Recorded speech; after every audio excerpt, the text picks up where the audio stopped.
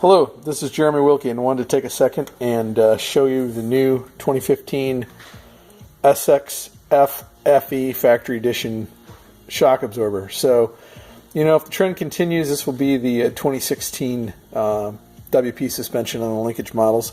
We'll see how that actually plays out. But anyway, we finally, in the last couple weeks, have had a chance to get out on the track and actually ride this thing, and after we've ridden it, you know, the next step is to actually take it apart and see how it's constructed.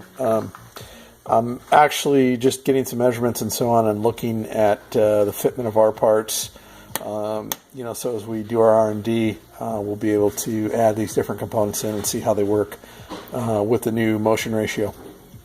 So anyway, I guess kind of the big thing that everybody wants to know and has been talking about, you know, we had read early on that it was going to be a 16 millimeter shaft. Not really sure where that came out of, but, you know, obviously it was talked about. I think a lot of the magazines and media sources talked about it, but that's an 18 millimeter rod, so really nothing's changed there. Kind of the major detail, however, is the 12 millimeter ID shims. Okay, so no longer are we using the 16. It's now a 12 millimeter ID shock shim. So if you're into tuning Japanese stuff, it's going to seem a little more familiar with you, unless you're doing a lot of Suzuki's or something. Here's the new shock piston right here. You can kind of see the port design is kind of similar to the older PDS shocks, but then again, quite a bit different at the same time. You know, the one thing I will say is this bike's obviously saved so much weight over its predecessor.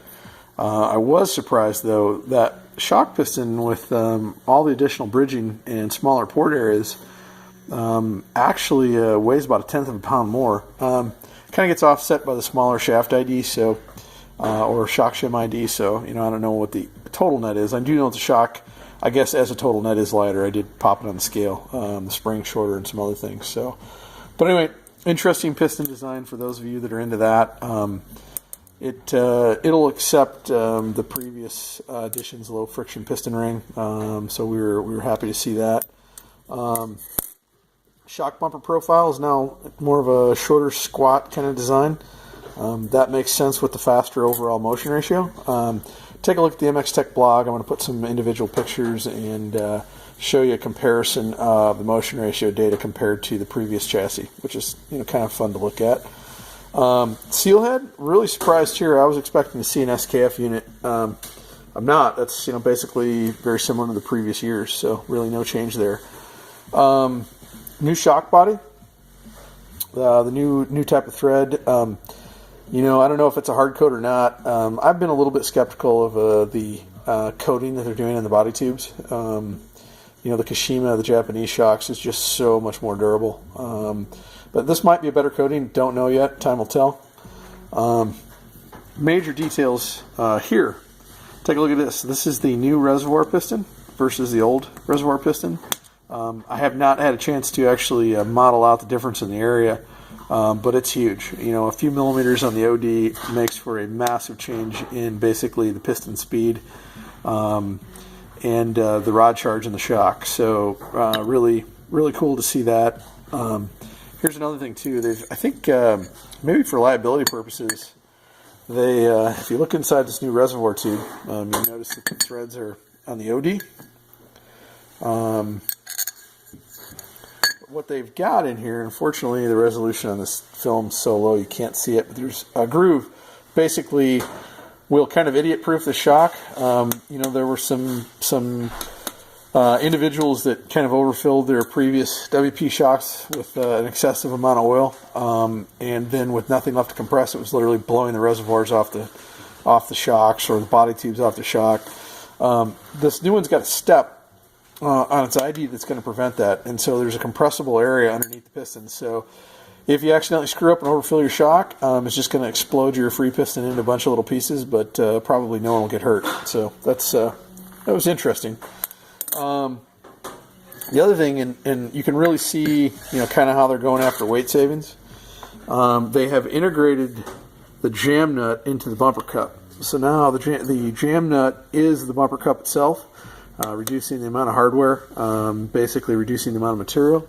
So again, driving a lower cost, lower weight, So we'll have to make a new tool to pop that off. The new clevis is billet, and it's got this new, kind of sleek profile.